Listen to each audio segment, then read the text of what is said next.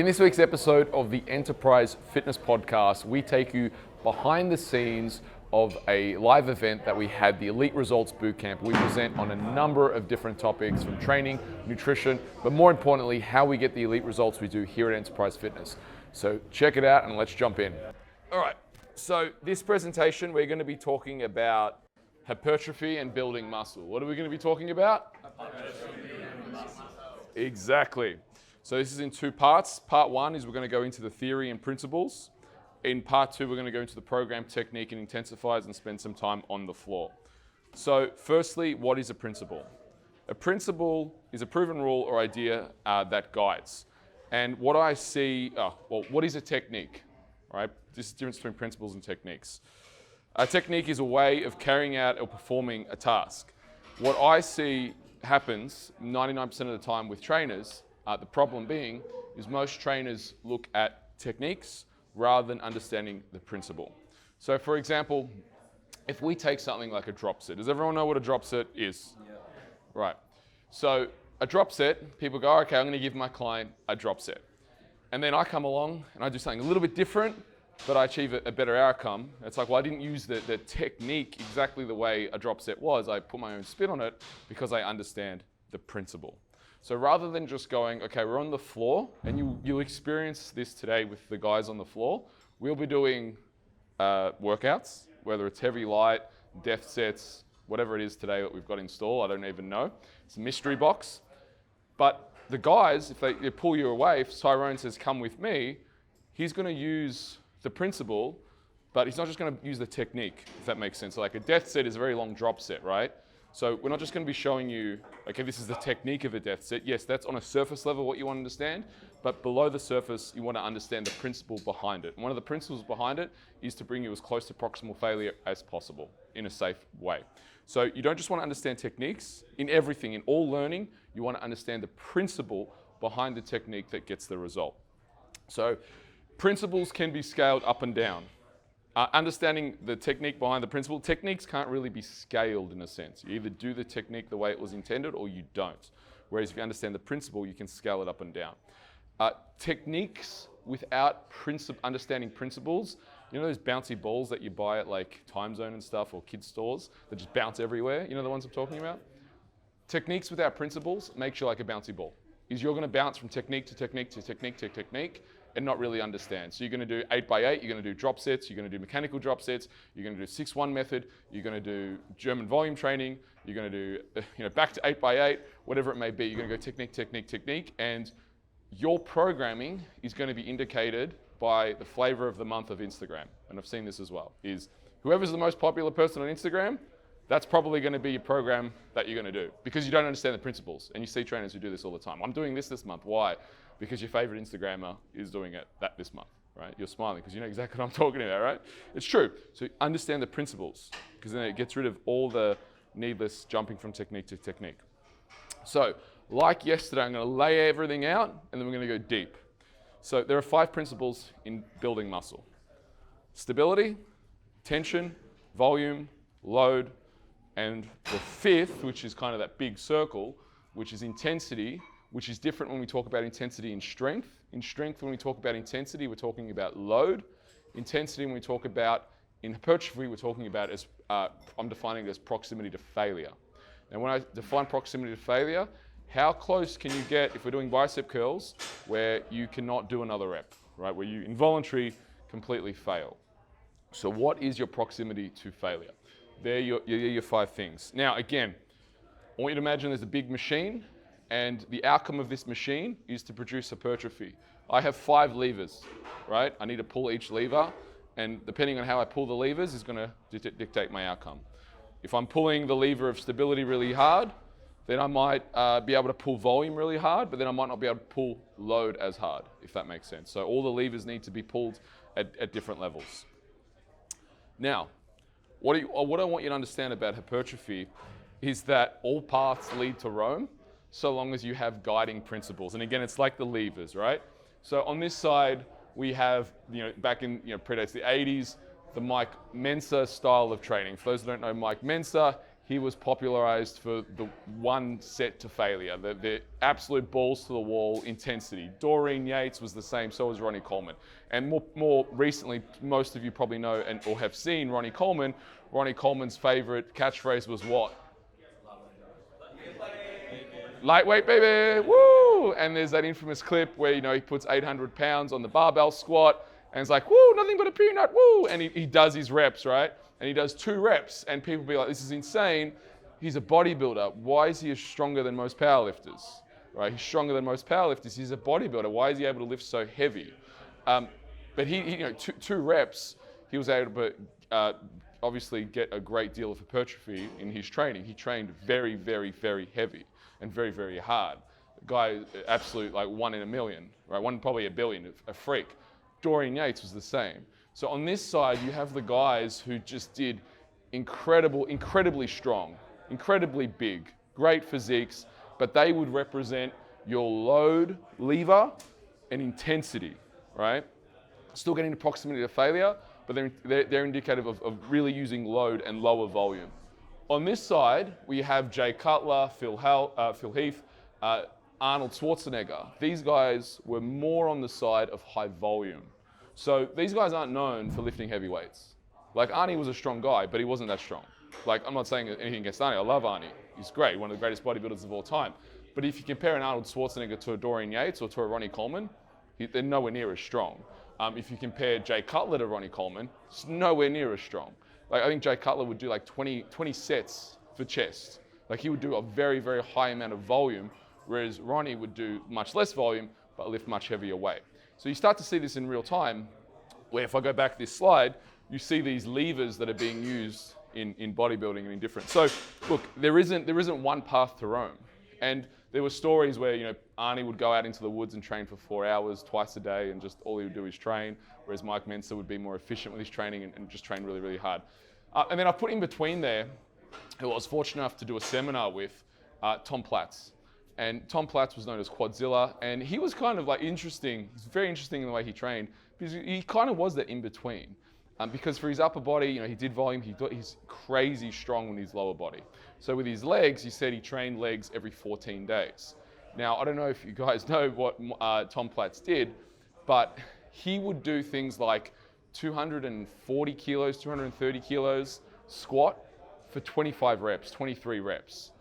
That was his kind of deal. So he was lifting incredibly heavy loads, but at incredibly high volume, but usually it'd be like that one absolute set.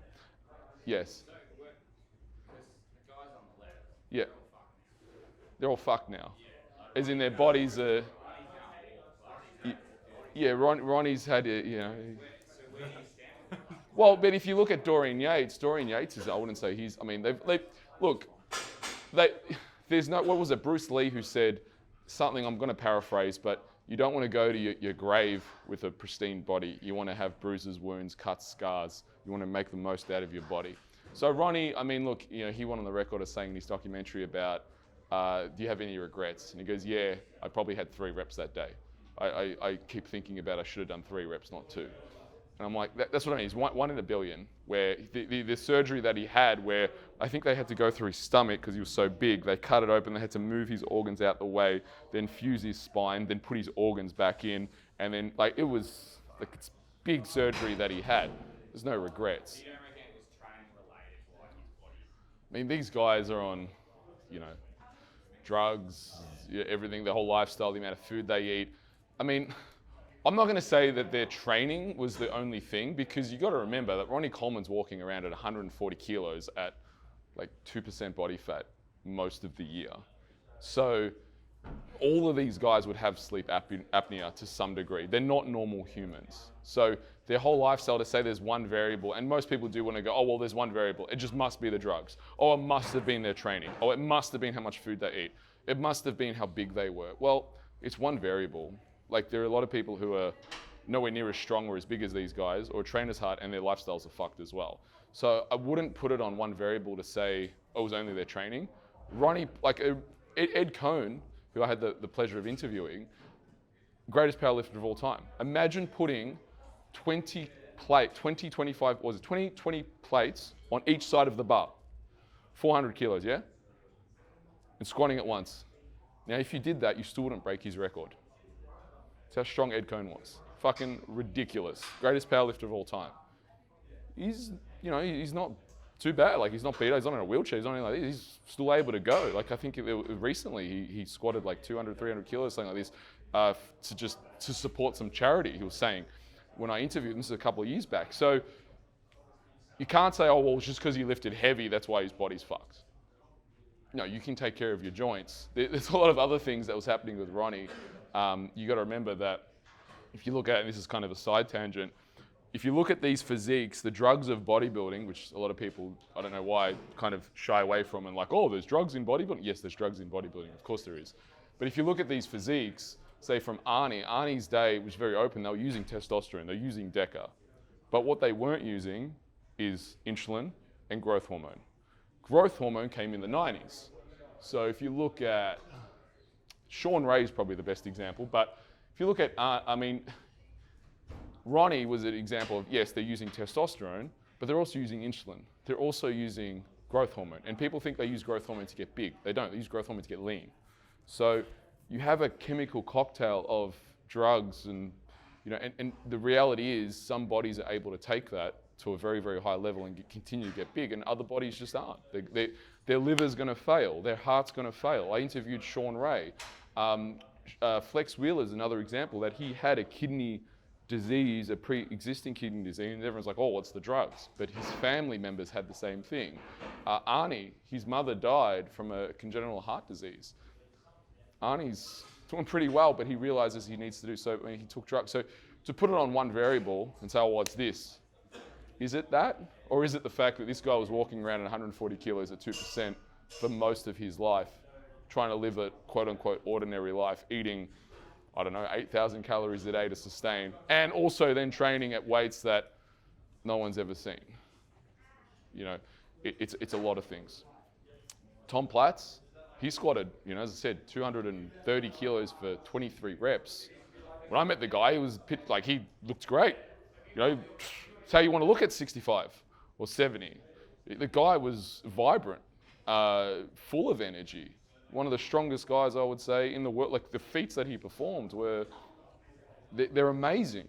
Ed Cohn. So again, single variable, I wouldn't put it down to that. Point of this slide is understanding the variables of hypertrophy. We have intensity methods, we have volume methods. And there's been success on both sides. And what the internet is very good at doing is polarizing to get you into their camp. Again, if you understand the principles behind these things, then you'll understand how to apply those techniques. Because I will phase through super heavy and also do high volume. If I want to kind of rest up my joints, I'm going to do higher volume. I'm definitely, my preferred style of training is on this side. Right? I'm definitely more of an advocate of heavy, hard strength, right? That's where I'd rather train. But I see a lot of value in high volume in terms of restorative, being gentler on the joints, getting a pump, hypertrophy, helping manipulate my food, getting up kind of lagging body parts as well. So it's not an either-or conversation, which is what the internet always wants you to do. Instagram wants you to make things either-or, but that's because it's a low intellect. It's a low frequency who's trying to get you to be either-or, black and white. Intelligence is understanding that there is a spectrum of and this can coexist in a training phase that makes sense. I'm not going to spend too much time because we did it in the first presentation and we did a lot of activities on the floor. Thank you for the example of the deadlift, where what I did was I increased stability yesterday on the deadlift and you saw the outcome. Well, in hypertrophy, that doesn't change. Stability overrides everything, and it is an element to hypertrophy. Because if you're not able to stabilize through any movement, you're leaving load on the table that's ultimately going to stimulate. So you might say, oh, well, it's just hypertrophy. I don't need to stabilize as much. I would disagree. Person who's had a lot of success in bodybuilding, Ben Pikowski, doing one of his courses and seminars and also interviewing him on the podcast. It's kind of like, the guy is so big on stability. Like, I didn't realize how, it was the first thing, and he kept every workout harped on stability, even to the point where we were doing bicep curls, we were doing incline bicep curls. He's like, push your feet into the floor. I was like, push it back into the bench. I was like, that does make me feel more stable. So even in all of his setups that we did together, the commonality of getting more stable was throughout. And that's a guy who's achieved, he went to an Olympia. He's been, the best in the world. And hearing him talk about how much of an emphasis he puts on stability was really quite eye-opening. So again, stability is a huge factor, not just to strength, but also to hypertrophy. And again, if you are doing a bicep curl, think about those cues. Think about pushing your heels. If you're doing a shoulder press, think about pushing your back into the bench to get more stable, to get that biofeedback. The more stable you are, the more you're going to push, the more reps you're going to be able to push as well, right? And again, we did some things with breathing yesterday as well, where Tom, we got him to breathe more, he got more stable, he's going to be able to get more reps. He's going to be able to get more out of his legs. So stability overrides everything. We have here stability equals mobility, because proximal stability equals distal output. Strength, performance, or in this case, because we're training for hypertrophy, it's going to equal proximity to failure. What is it going to equal? Everyone now. What is it going to equal? Right. So performance and proximity to failure in this case is always the goal. All right. The next element is load/overload. Now, I know I spoke before about levers, right? And this is where taking the example to the extreme. You're not going to be able to pick up the pink kilo dumbbells and just do 100 reps every day and expect growth. So load does have to be factored in. You do need enough load where there's enough challenge and growth, because you can't just say, I'm going to make it up with volume. Yes, if you're injured, you need to start very, very low. But let's say, for example, let's say you're injured, you've injured your knee, and you just keep doing the same weight over and over and over again. That's not going to build capacity in the tendon. That's not going to build capacity in the quad. That's not going to build capacity in the muscle. You need to push that progressively to be able to get it to recoup, to be able to push it forward. So load has, it goes without saying. The reason why I say that is because a lot of guys, especially there's one person in Australia who's just all about load with hypertrophy and would tell you that you don't need to worry about volume as long as you lift as heavy as possible, and that's all you need. That's all the science there is, just lift as heavy, and it's not true. He obviously takes it to the extreme, but the other extreme is just using pick dumbbells and trying to make it up with volume.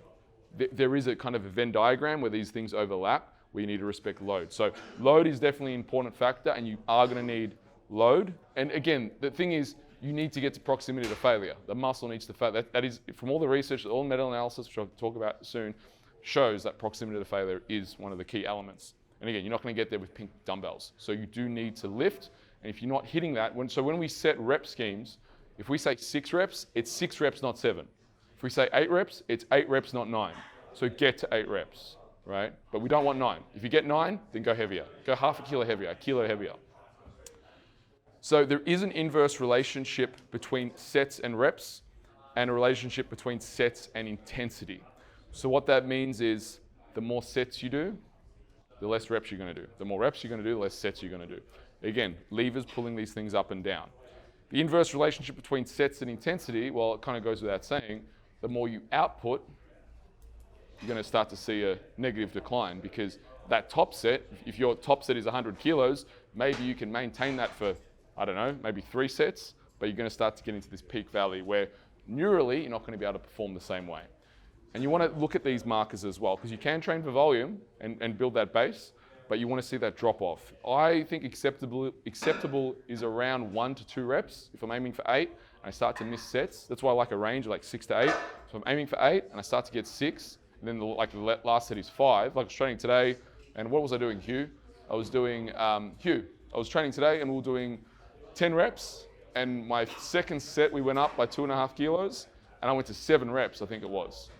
So that's an example of unacceptable failure. So we had to drop the weight because it was 8 to 10. The rep range wasn't 5 to 7, right? So you need to manage these variables as well in terms of what you're trying to achieve. Next element is tension or time under tension.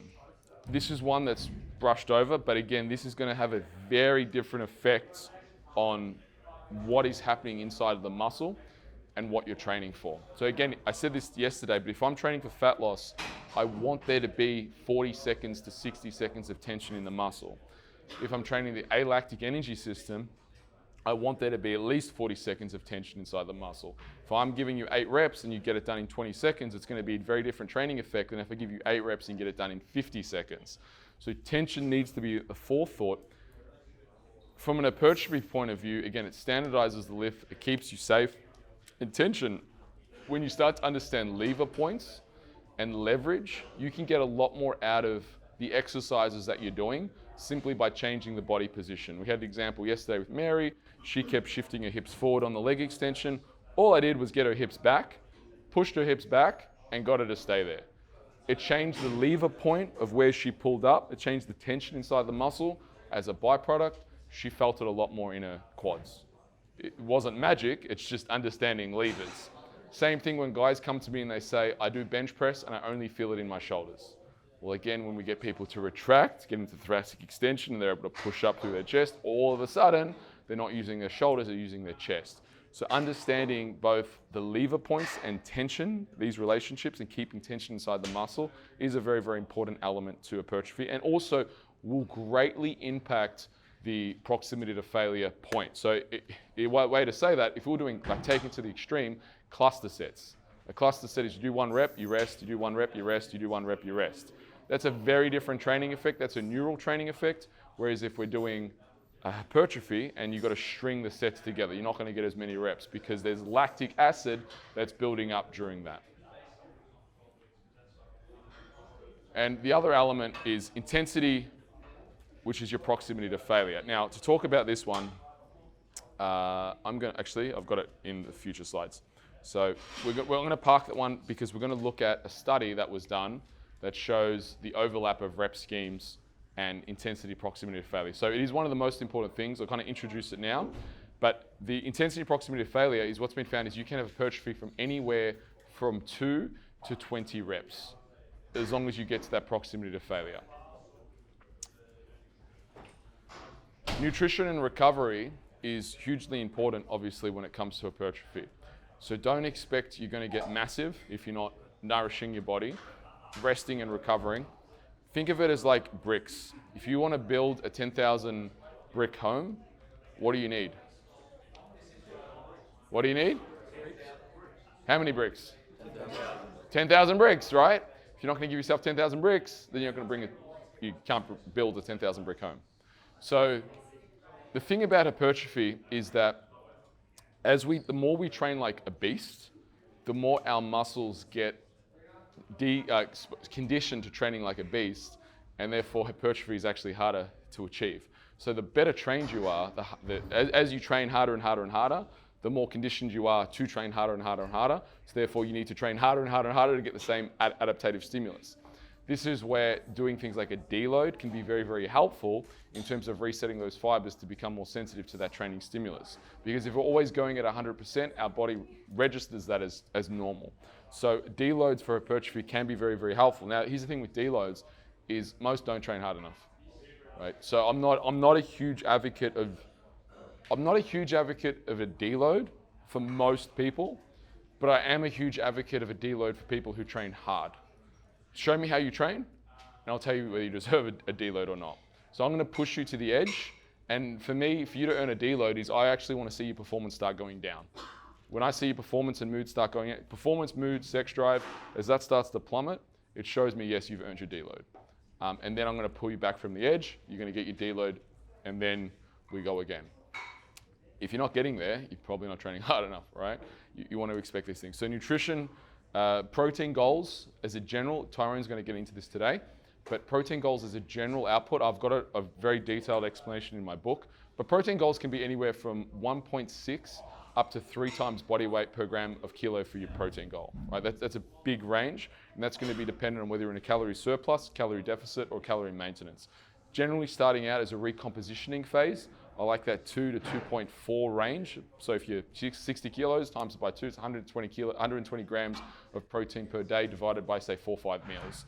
That's a general kind of starting point that I like to use clients, but then it also is going to be dependent upon what you're doing with your carbs and your fats as well. So you can make up, but protein obviously is hugely important, and recovery.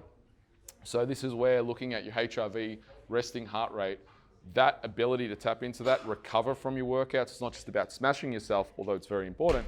You need to recover from smashing yourself as well.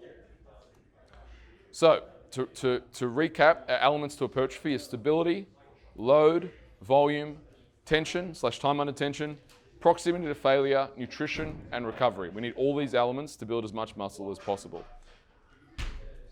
So if we look at it like this now, we've got our 5 levers that we're going to use, and the pillars to hold up those levers and to really push those are nutrition and recovery. So it's a more complete picture, because if we don't have the nutrition and recovery element, we're not going to get where we want to go. So other modalities and elements, so a powerlifter will prioritize load over volume, right? Because that's the goal.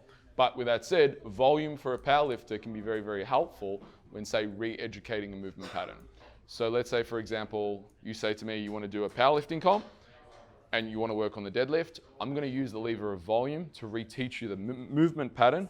Once you learn that movement pattern, then we can start to introduce higher loads and bring down the volume.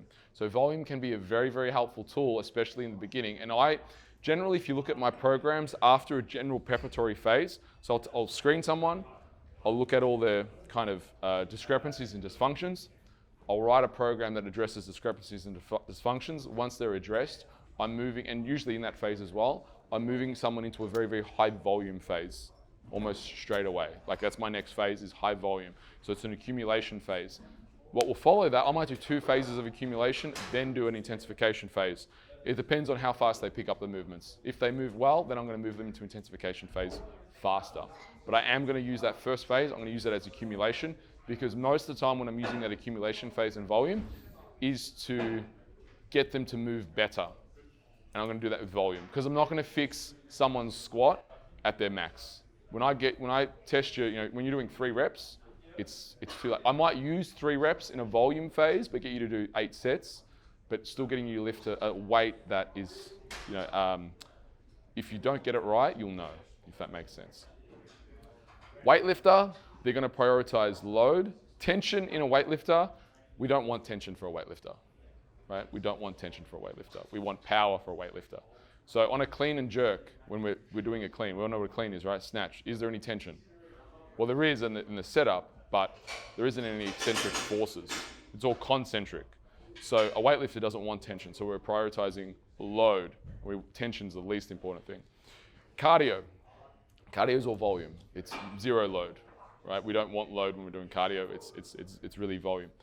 Or traditional cardio, that is. Obviously, you can do cardiovascular work with weights, but generally it's based on volume, not load. Circus training is based on stability, not load. Although you can improve your stability through getting someone stronger. And I say circus training is people doing like handstands and like just different kind of body weight type of things. That is a skill that requires stability and practice of the movement. And general preparation is stability, and we're staying away from proximity to failure for general preparation work, right? So that's one of the phases where if I'm introducing you to new exercises, I don't want you to go to I don't want you to get to that failure on too many sets, because I want to keep the movement patterns really, really clean. I want you to learn the movement patterns. So I'll give this example in the internship as well. But this is an example of when we look at training for hypertrophy versus training for strength, right? To really kind of solidify it. So on this side, we have a weightlifter. On this side, we have Flex Wheeler, who's obviously one of the greatest bodybuilders. So on this side, we have high skill, high central nervous system involvement, very, very low time under tension, and no proximity to failure. Again, we don't take a clean or jerk to failure, because if she took this to failure, what would happen? She'd have 145 kilos crashing down on her neck, and she would probably be severely injured or die. We're not taking it to proximity to failure. On this side, it's low skill. Varied central nervous system involvement depending on how the bodybuilder trains. Again, we use the example of a Dorian Yates. He's going to have a very, very high central nervous system involvement versus an Arnold Schwarzenegger who does lots of volume. It's going to be lower central nervous system involvement. Not no central nervous system, but just lower, because he's not using as high loads, he's using volume. This is medium to high time under tension, depending on how the bodybuilder trains, and very, very high proximity to failure. Whether you're Dorian Yates or whether you're Arnold Schwarzenegger in terms of training styles, you're going to failure, right? And they're the differences between the two. Is this bodybuilding in general is way more forgiving as a training style. This is not as forgiving. You can really fuck up on a way. You got to be planned in your schedule of when you're going to do your high days, low days, understanding recovery. The reason why I say this is more forgiving is because there's more levers that you can pull on. There's other ways to make it up. If you've got beat up joints, you can do machine work, you can do isolation work.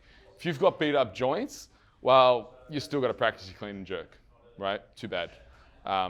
You still got to lift the max weight. That's the goal. So it's less forgiving in that regard in terms of training. So bodybuilding and building hypertrophy, there isn't one universal path. It's understanding why it works and what levers to pull. And as a trainer, what you don't want to be is a one-trick pony. That's a pony with one trick. Yeah, don't be a one-trick pony. Understand the range, because you'll be able to work with way more clients and you'll be able to pick, yep, this guy's at this level, this girl's at this level, I'm going to use volume this phase, and plan things out. So hypertrophy is basic maths. It's a game of plus and minus. Which factors will you plus? Which factors will you minus? That's the easiest way. And again, if you look at those 5 principles, just look at those 5 principles. Which ones are you going to add to this program? Which ones are you going to subtract? Super, super simple. So the modern take on hypertrophy and neural typing, and we spoke about this a little bit yesterday, fire, the elements, the Chinese elements, which is fire, earth, wood. Another way to look at it is intensity, volume, variation. And again, fire, we have the example of Dorian Yates. Volume, we have the example of Arnold Schwarzenegger. Variation is more of that in-between, where we're looking at someone like Tom Platz, who is changing the exercises more frequently. The thing is, if you do a lot of volume, usually you'll get really strong. And if you get really strong, you'll probably be more susceptible to injuries, which means that you need to vary the exercises more. So if we go back to this, in other words, if you start with volume, generally from volume, you'll build strength. From building strength, you're going to be more susceptible to injuries, which means that you need to vary the program. So the way I look at it is I'm actually going to cycle through intensification phase, volume phase, variation phase. And when I say variation phases, it's changing the exercises, doing things that I wouldn't normally do. So if I'm always training with dumbbells and barbells, which usually I am, I'm going to do a phase of just training with machines, doing slow tempo work as the variation of the exercise to let my joints recover. Because again, if I go back to building volume, I'm building a really big base, which is going to, which I didn't cover yesterday, but in any physical preparation, in physical preparation, we want to think of it as a pyramid, that the wider the base, the higher the peak. Now this base, that's your volume work, right? This peak is your intensification work, as in going for a max. When you get to that max, that's when you're more susceptible to injuries. To prevent injuries, we need to go back to variation or volume. So think of it like this, and you'll have some really good structure in terms of long-term periodization with your programs, especially for hypertrophy. If you look at Janet's programs, who I coached for over 10 years, you can really see how we go from accumulation, super high volume, super heavy, and variation all throughout. Now, types of hypertrophy, this is more technical aspects of things. The types of hypertrophy, we have sarcoplasmic and myofibrillar. Both increase muscle size, but for different reasons. And important to note on this is this isn't like a black and white switch. You're not just training for myofibrillar and you're not just training for sarcoplasmic. It occurs on a spectrum, like most things in physiology.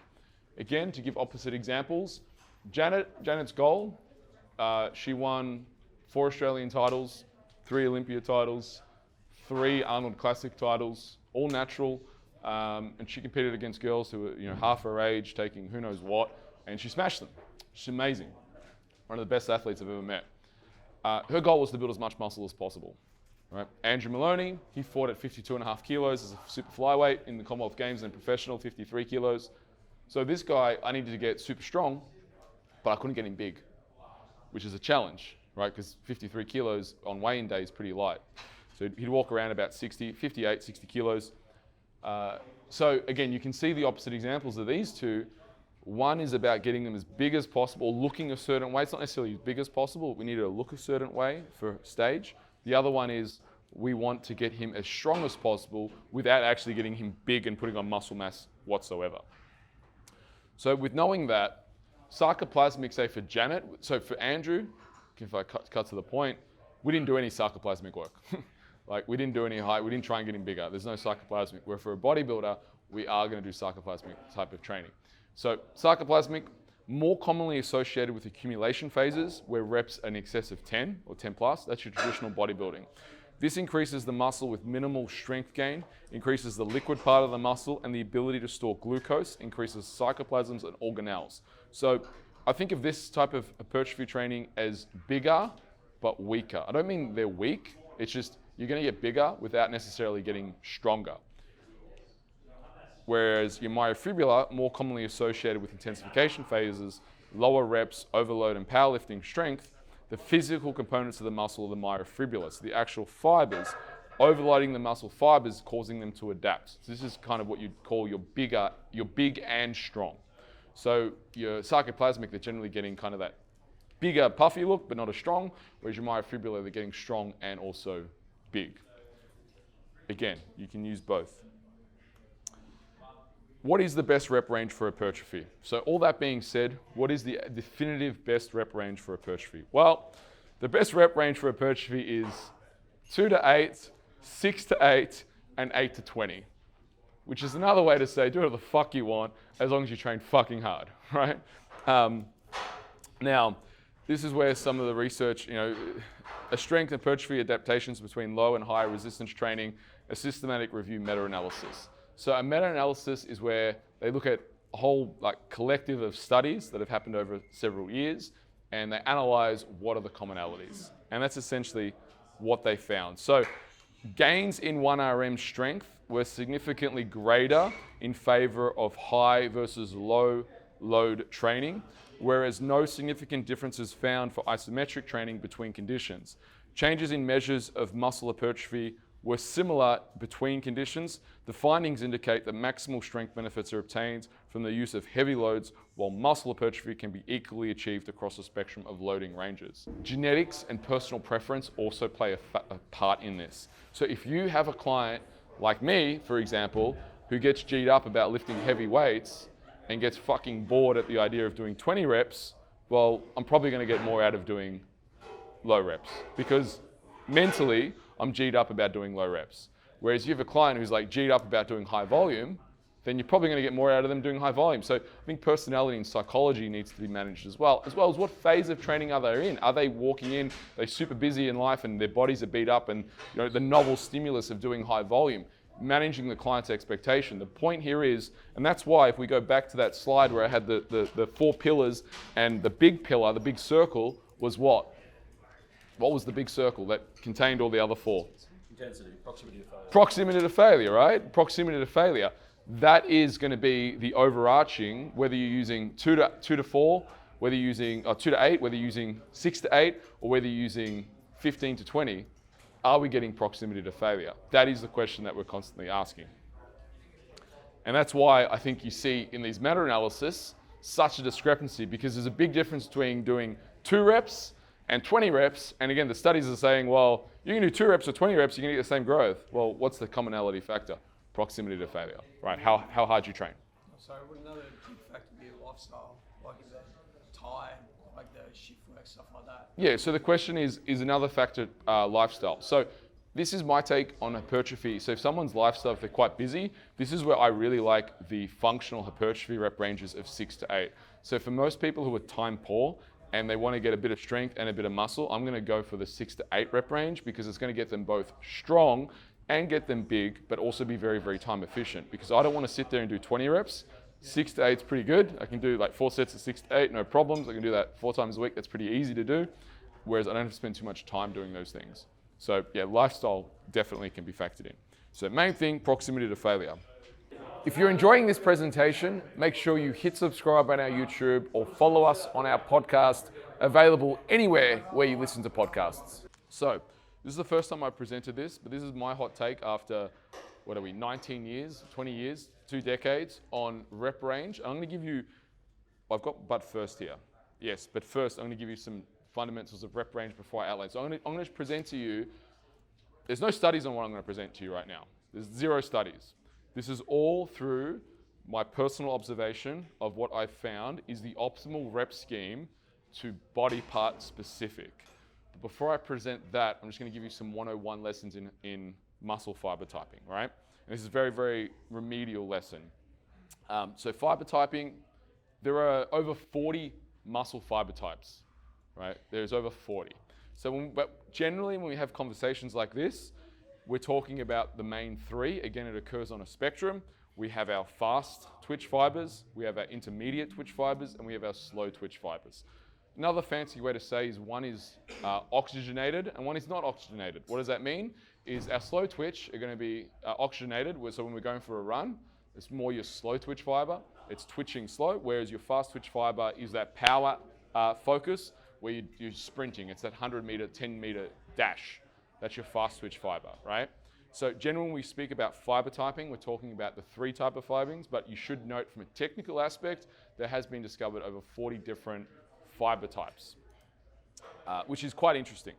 And we spoke about this yesterday as well, which was the level of nervous system involvement. So my hot take, observation only. My ideal rep range for body part, here it is. Shoulders, if we're working the side delts, I have found the best rep range for hypertrophy 12 to 25. Reason being is, it is very, very hard to load the side delts at 6 to 8 reps, or even 10 reps, because the limiting factor is the elbow. And I've seen particularly females, but even males, females where their elbow bends because the leverage point of them going too heavy, they're not able to maintain. So if I want to put a maximal tension on my side delt, if I aim for like, 6 reps and go super heavy, usually they have to swing to get it up and their elbows are bending. So from a leverage point of view, there's too many things that are going wrong. So we need to make this up with volume. So side delt, I like 12 to 25 reps for hypertrophy. Rear delt, I like 8 to 25 reps, depending on the exercise. And the reason why I like 8 to 25 reps is because, again, if we go to 6 reps, that end range and maintaining that end range, which is super important for that rear delt in terms of that stability factor as well, people just aren't able to get as high. So this is where we need to make up that with volume, because when I'm doing rear delts, I want them to get that full extension. Yes, there is a time and a place where they can do that partial work, but again, if I'm even doing partial work, I'm gonna get them to do 8 reps at a partial range heavy, and then pair that with another 20 reps at a full range and that end range where I want them to get to, particularly for the rear delt. So yes, you can do things like this, which is a bit more forgiving. So you could do that in like on a bench where you're rowing, just really focusing on the rear delt. So basically you're on a bench leaning over, we call them supported rear delt raises. Yeah, you can do rear delt flies, rear delt raises. That's gonna be a bit more, I suppose, forgiving for the 8 reps. But again, I'm not looking at 4 reps for this or 6 reps, because I usually find if we start going 4 to 6 reps, it's just too heavy for people to get end range. So from a practical point of view, I found 8 to 25 reps the best. Anterior delt, your front delt, 4 to 8 reps. That can be trained pretty heavy. Military press, front raises, it can be trained. The positions that you can train the front delt on do support a much heavier load. So you can get the job done without as high reps. And also I found that doing higher reps than that, say for example in military press, people start to shift. So I like to keep the reps a little bit lower, keep people's stability. I find that exercise, like any anterior delt work, I really find that can be done at a much lower rep range because of that stability piece. And if I'm asking people to stay stable for say 25 reps, it's harder. Whereas side delt and rear delt, a lot of the exercises, stability isn't going to be the main piece, or as an important piece, perhaps. Okay, legs. So hamstring in knee flexion, I like 2 to 6 reps. Why? The hamstring is predominantly a fast twitch muscle fiber. What is it? Right, so I like 2 to 6 reps is because hamstrings, predominantly knee flexion, is responsible for that fast explosive power. So I want to train it heavy, but with controlled tempos. So the tempo I would usually use for this is explode up, 4 seconds down, or 5 seconds down, depending. But I do like to get as much load through the hamstrings, particularly knee flexion, as possible. Probably the one that has the biggest variance, because you got to remember, your lower body is built for locomotion. Right? It's built for moving. It's built for moving forward or backwards. Our upper body, our arms and hands, are built for manipulation. So the lower body, by way in virtue, because we can jump, but we can jump very, very explosively, or we can walk a marathon or run a marathon in some cases. There's a huge variance between how the actual lower body can function. So quads particularly, I've found anywhere from 2 to 20 reps, you're good for hypertrophy. the biggest thing is train fucking hard. Yeah, train hard. And actually for quads, I would say, if you're really serious about hypertrophy, do 2 reps, rest, and then do another 2. Then rest, then do another 2. Like your quads can push a lot of volume out. So they're one of the ones that you, like, we go on today, the leg extension, or you're doing squats, you're doing supersets, quads respond really well. They're actually pretty easy to train because they're forgiving, you just need to train hard. That's why most people don't have big legs. Yes? Are they an intermediate fibre type? It's going to be dependent somewhat genetically, but how you train. So the thing about fiber typing is that thing of, are you born with a fast twitch base? Yes, some people I would say are. They're built more explosively. Or are you born more, and some people are built more endurance. But for mere mortals, most of us are going to be able to influence that through our training. So meaning that if we train like a fast twitch person, or explosively, we will become explosive. If we train slow twitch, we're going to, obviously genetics are going to play a factor. There are tests that you can do to see what type of fiber typing you are. So one of the tests that you can do is, so what we do is, let's say we're doing a squat. Oh, I don't like a squat so much because it's, let's use a squat as an example, but I like to do it more isolated to figure out what the exact muscle is, right? So let's say you take a squat, you do your max. Let's say your max is 100 kilos. That's your absolute max, 1 rep, 100 kilos. Then we get you to rest for 5 minutes, 5 to 7 minutes. Then we're going to put 85% on the bar. Then we're going to ask you to do as many reps as possible. If you usually do under 3, that would be indicative of that you're starting to push more towards fast twitch orientation. With that said, if your max was 100 kilos and you're a dude at 80 kilos, then you're not fucking fast twitch, you're just fucking weak, right? So it should be respectable in terms of how much you lift as well. That needs to be considered because a true fast twitch, their numbers are going to be very high, right? If you do over 3 reps, say like 4 to 6, kind of like intermediate. If you do like 8, 12 reps, slow twitch, for sure. So you see this with rowers. So rowers, the example always, like the kind of go-to example is rowers, their 1 rep max will be 100 kilos. Their 12 rep max will be 97 kilos. They're slow, they're just oxidized. There's not much difference between their 1 rep max and their 12 rep max, which indicates that they're not very, they're built for continual movement. They're not built for maximal, which obviously makes sense. Whereas if you do the same experiment with an Olympic weightlifter, there's going to be a 20% variance between their 1 rep max and their 2 rep max and their 3 rep max because they're finely tuned to that 1 rep. There's going to be a big difference between what they can do for 1 rep to 2 reps to 3 reps. Whereas rowers and athletes of this nature, very, very small difference because of the way they train. And again, that's not genetics, so to speak. Maybe genetically they went to those sports because they enjoyed it and they were good at it naturally, maybe. But also the way they train greatly influenced the muscle fiber typing. So is that just more on how much you can lift rather than how quick you recover? Sorry, I don't understand the question. So you're saying like if you lifted 100 kg for the 1 rep and then you were lifting your 85% for like if you run below 3 reps, you're fast twitch, obviously over that you're slow twitch. Is that just on how quickly you can recover to lift as much weight, or is it just based on how quick you can recover to perform again? Well, no, you've got 7 minutes to recover. So whether you're fast twitch or slow twitch, the recovery is set. So your nervous system's recovered. So we're controlling the piece of recovery. Okay. Yeah, so the recovery is aside. If I give you 7 minutes, you're going to be recovered. If I gave you 60 seconds, then you might say I'm not fully recovered. But if I give you 7 minutes, you're fully recovered, right? So we control the piece of recovery. So for an Olympic weightlifter, for example, 7 minutes is it's substantial time for their nervous system to recover. Like if they're really strong, we'll give them the upper limit of 7 minutes. If they're kind of strong, then maybe 5 minutes is enough. But either way, 5 to 7 minutes, slow twitch or fast twitch, that's enough time to recover from the set. They shouldn't be, if they're trained, they're not going to be completely fucked and fatigued from that, if that makes sense. Yeah, so they're definitely going to be able to recover from that. All right, glutes, lying, 8 to 15. The reason why I like 8 to 15 and not, say, 4 or 2 is because loading, I think the sacrum, you do want to just kind of watch that, overloading, especially through that position. don't like it. Super heavy, like loading in that position. And also the full extension, you do want to make sure that people are getting that full extension on the glute drive. So I found the kind of sweet spot is 8 to 15. Glutes standing, 2 to 10 generally is a good range. So you could achieve that, say, with a good morning, a low bar squat as well.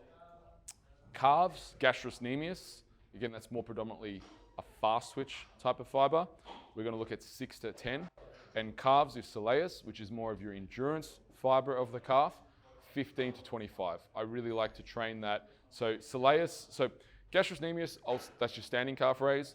I'll train that really, really heavy at a much lower rep range. If I'm doing soleus, and the guys will see me, I'll put weight on, I'll do my reps, I'll hit failure, I'll take like 20 seconds, 10 seconds, I'll keep going again. I'm drop setting my soleus like all the time. I'm trying to take it to failure because it's a very, very resilient muscle fiber. It's slow twitch and it's able to take, because you're on it all day, right? You're using your calves all day. So, but where it comes to the gastrocnemius, I really want to power out of the hole. Back. Lats, I've found anywhere, depending on how you train it, again, this is another fiber, another muscle group that can have great variance in terms of how you train it, but 2 to 15. So anywhere from 2 to 15 reps. If you're getting a full stretch on that chin up, again, if you're training lats, you're going to go wide grip chin up. You want to make sure you can come all the way in. So over, say, for example, someone's doing a true wide grip chin up, people can get sloppy, but you can use it on a lat pull down. Again, it's a fairly, and again, also with lats, if you're doing things like depressing in and doing deadlifts, your lats are going to be involved as well, which can definitely respond quite well as your rows. So lats have a huge variance.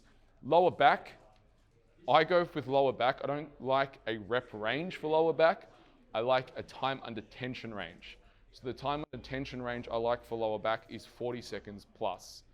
Reason being is, what is the number one quality to protect your lower back from injury? Is it relative strength, hypertrophy, as in muscle mass, or strength endurance? Say it louder for me. Strength endurance.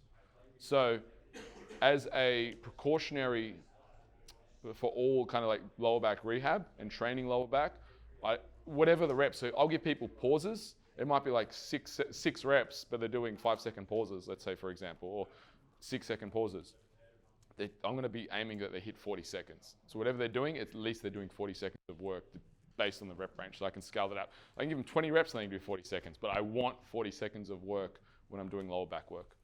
Mid back, rhomboids, mid traps, I like 4 to 8. The reason why I like 4 to 8 is because most people get really, really lazy with the retraction over 8 reps. So I like that quality of work where people are really retracting, pulling back, depressing the scap down, and rowing. If I give them more than that, I usually start to see this, right? And they start to use their arms rather than their back. So it's more of a, how do you say, mitigation against the skill and concentration. So you could go higher, but most people fuck it up after 8 reps. So that's why I like it, that 4 to 6 range, because I can achieve what I want to achieve in that range. Arms, triceps in a flexion position, 12 to 15. That means in the stretch position overhead. I like a 12 to 15 range. Triceps in the lengthened position, where we're like doing a tricep push down, for example, I like 4 to 6. I like they're really, really heavy. It's in a stretch position, because we're in a stretch position, taking it a full range of motion. I want to be careful of putting, say, doing it 6 reps in this position. It's not that it's bad, but there is a bit more tension on the elbow. You're taking it through a full range of position, which it may not be stable. I mean, theoretically, over time, you could lower the reps, but I find in that stretch position, I really want to get that end position. So I like a higher rep range for that. For the lengthened position, I like a lower rep range because you can really get into it and really overload it. It's a strong position to overload. Biceps pronated, meaning it's going to hit more of the bicep brachialis. I like 4 to 6. And my preferred is 4 to 6 with a pause. Biceps supinated, I like 6 to 12. Biceps is one of those things where, depending on how you train it, is how you'll see the fibers, how it will respond. I like heavy work for biceps, particularly pronated, because it's going to have a direct correlation to your grip. Funny, I had trained a girl in, where was she? She was in Helsinki, Finland. This was years ago, and her goal was to do a chin-up. And I gave her arm work twice a week, and she was a bit like, why are we doing so much arms? I was like, just trust the process. We did a lot of pronated curls, we did a lot of hammer curls. Anyway, like I was thinking it was like 6 weeks later, she was able to do chin-ups. At the end of 12 weeks, I think she got 10 chin-ups. So we had got quite a good result. One of the reasons her arms were too weak. So her forearm flexors was too weak. We did a lot more arm training. She was able to do, get her chin-up goal. So it is important because grip strength, differences between training males and females, hand size, wrist size, the mechanics. And again, if you look at, say, like a strongman athlete, they're kind of another breed of human. The axles on the vehicle, so to speak, of a strongman, thick axles, they're going to get away with a lot more. So if you're using a smaller frame, you need to get these kind of axillary muscles stronger that otherwise you take for granted. So particularly bicep brachialis. So when you're doing your forearm work, because females are going to have a lot smaller forearms, a lot smaller wrist size, you do need to get them stronger. It is going to assist with your elbow flexion and helping in that initial chin-up position to get through. So that's why I like training it for strength, male or female. Now abs. Tension that I shoot for is 40 seconds, in excess of 40 seconds. What I like, and the way I like to train abs, is the ability to resist and stabilize. So that's my focus. So when I say resist and stabilize, if we're doing a stabilization exercise would be an example of a plank. A resisting force exercise would be doing the same plank, but stirring the pot. So I'm resisting those forces, and maybe even someone's hitting the ball as well. So resisting forces. Also the pail-off presses, where someone is pushing out with the cable, that's another example of resisting forces and stabilizing the abs. So the way I like to train abs, in excess of 40 seconds, resisting and also stabilizing, and usually using a combination of both. So exercise execution variables now. So the variables that I'm going to use, now this is when I'm coaching, and you'll see me at the end of today, we're going to do like we did yesterday, go on the floor, and I'm going to have some fun with some of you and coach you and get you to work pretty hard.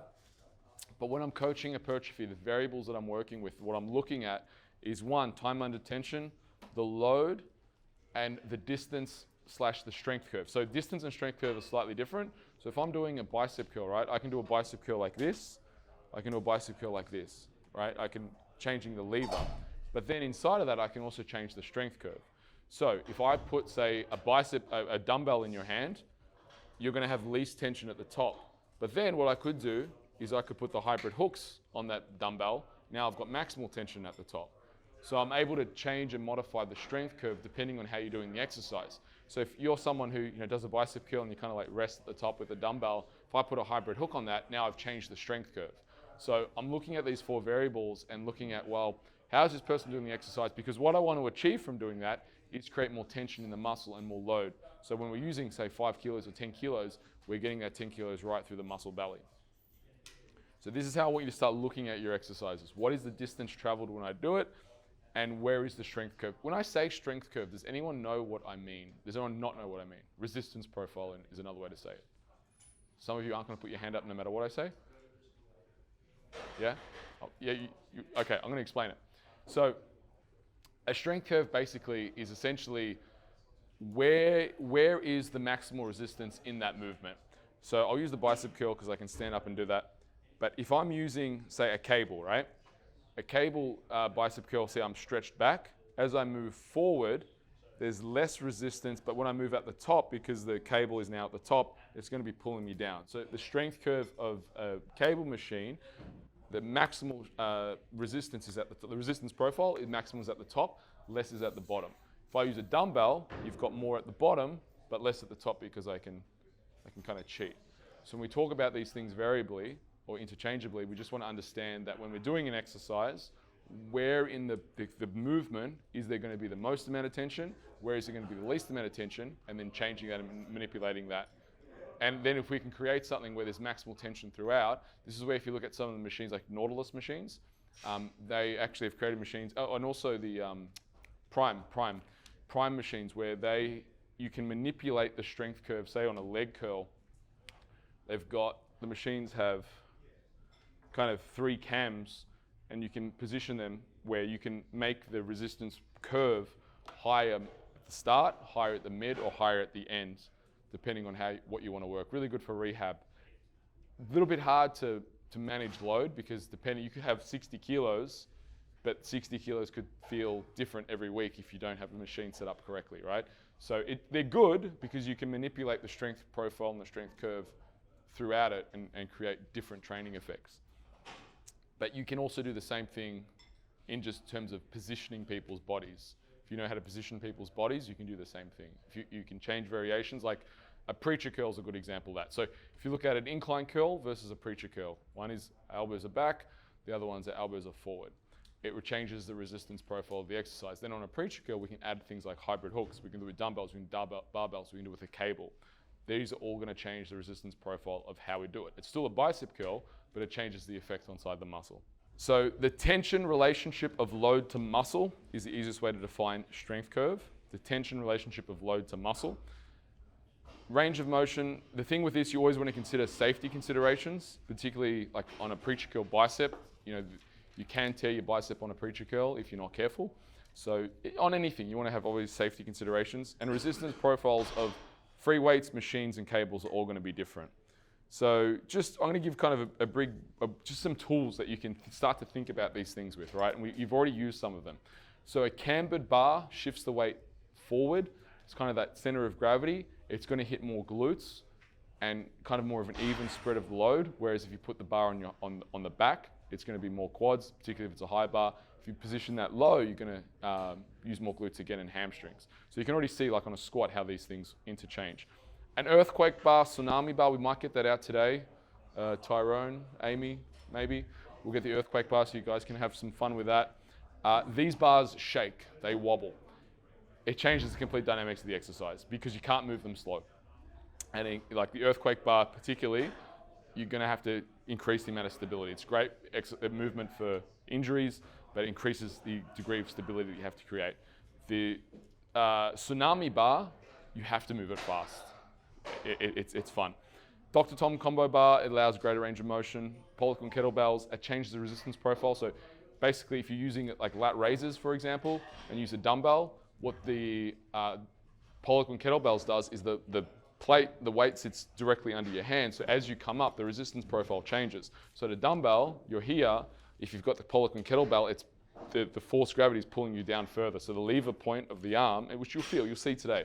I'm kind of explaining these in theory now, but when you see them, you'll be like, aha, and when you feel them, you'll feel the difference of the exercise. It makes a big difference. So there's much more tension using a Pollock and kettlebell at the top compared to using a dumbbell, which you'll see today. Fat grips obviously change the dynamics of the exercise as well. Then we have machines, cables, chains. Chains are really great to use.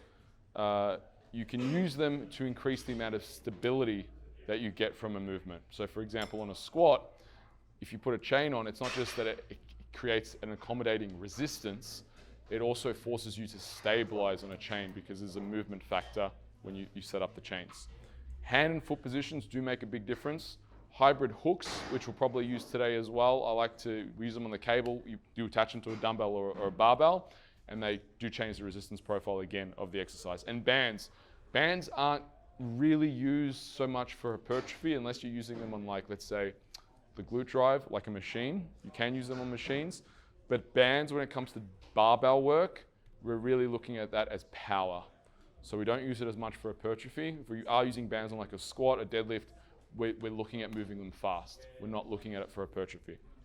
Unless, of course, we're doing like a glute drive where you do like maybe 6 reps and then we'll take off the bands and you do another 6 reps. So for machines, it's kind of a little bit different because it's a bit more forgiving. And the stability, the thing with machines is stability is factored inside of the machine. That's why some people get like, they're a lot stronger on machines. There's a bunch of people who are a lot stronger on machines because it takes out the stability factor.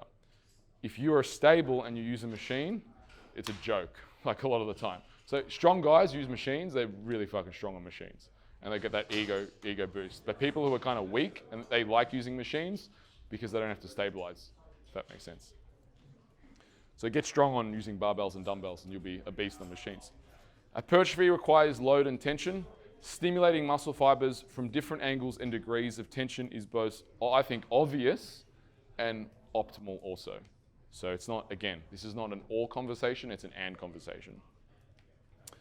Spoke briefly before about deloading and the importance of deloading. So the body adapts to intensity, so you have to train harder and harder and harder, but you need intensity to grow and proximity to failure. So again, you need to earn your deload. So summary, hypertrophy. You have a wide margin for error so long as you apply what? Can't hear you guys. So long as you apply what? Intensity. Everyone now, what do you need to apply? Intensity. What's another word for intensity? Everyone, what is it? Proximity to failure. One more time, what is it? Proximity to failure. So if I don't see you guys training at proximity to failure today, I'm going to call a friend of mine who's going to be up very soon. He'll make sure you get the job done. Program and plan to progress intensity with deloads. Many methods can work. Some are better than others, depending on the period that you're in. Apply different stimulus, tension angles, techniques, loads, methods, so long as it causes the muscles to adapt to the stimulus. And the best way to train is to train. One more time. Proximity to failure, like a beast, right? So, exactly on time. Let's do a summary. What did we learn? What did we learn?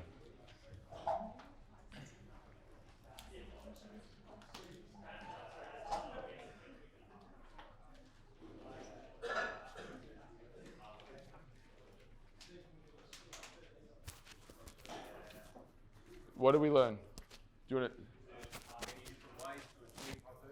There's many different ways to achieve hypertrophy. Yes. What else did we learn?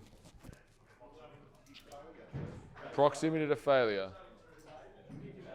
Myofibrillar hypertrophy versus sarcoplasmic hypertrophy. Myofibrillar versus sarcoplasmic. It happens on a spectrum. Sorry? Fast twitch and slow twitch muscles. Yes, the rep range is based off reps for fast twitch and slow twitch. With any questions? Yeah, I've got one. Yeah, go for it. Deloads. Yes. Is that something like you program in a timeline, or just like how to climb? So traditionally deloads are done traditionally if you spoke to like textbook deloads, it's done every 4 weeks. So you would train and on the 4th week you would deload, and deload usually is never an intensity, it's always based on volume. So meaning if you're doing 5 sets, your deload week, you would keep the intensity the same. So if you're lifting 100 kilos, you'd still lift 100 kilos, but you'd deload the volume. So instead of doing 5 sets, you'd do 2 sets, but you'd keep the intensity the same. So the killer of fatigue is not intensity, it's volume. Volume is what brings performance down. So deloads traditionally, you're going to keep intensity the same, but less sets is what you're going to do, but keeping the load the same. So what I have found is I don't do, like if I'm training someone, like that's good. If I wrote an online program and never saw you, then that's a good general base kind of thing. It's a little assumptive that people train hard. Most people aren't training 100%.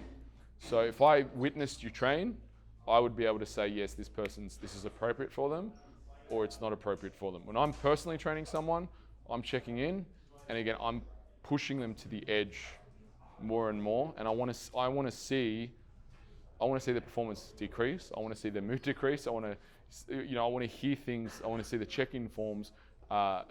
Sex drive, is it going down? Is there hunger? Are they feeling a little bit down? These are actually good signs. It means that they're training hard and we're achieving then I'll give the deload. So I want people to earn their deload. I don't just give them out willy-nilly, because most of the time people can handle a bit more because they don't train hard enough. But then look, there are people who train like beasts. And I've seen some of you in this class. You guys, some of you do earn your D-loans. Like Emma, she's fucking beast when you train. Train really, really hard. Like every single time I've seen you train, bar none, you train fucking hard. So I'd have I'd be like, yeah, you would be someone who 100%, I'd be like, yeah, probably every 4 weeks, she probably does need a deload, because every session she does, she puts 100% in. So that would be appropriate in that scenario. Whereas some of you look like Care Bears on Valium. Yeah. If you train like Care Bear on Valium, no deload. Any other questions? Yeah, go for it. You find like different people can kind of get different amounts of volume. Yes. Yeah. I mean, there are genetic discrepancies, and depending on how well people recover as well. So, and you'll see that inside of the sets, will people's performance start to tank as they train. So, you know, from their first set to, say, if we're doing 5 sets, by the 5th set, are you at your top weight, or by the 5th set, are you starting to miss reps?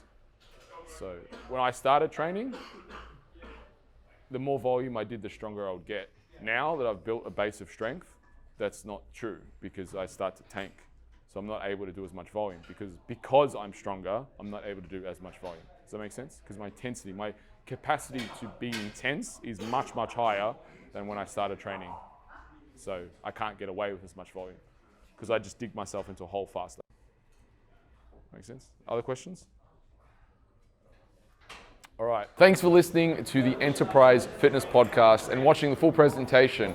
If you've enjoyed this, remember to hit subscribe and leave us a comment wherever you're listening to this through, or a review would be forever grateful. Till next week, train hard, eat well, and supplement smart.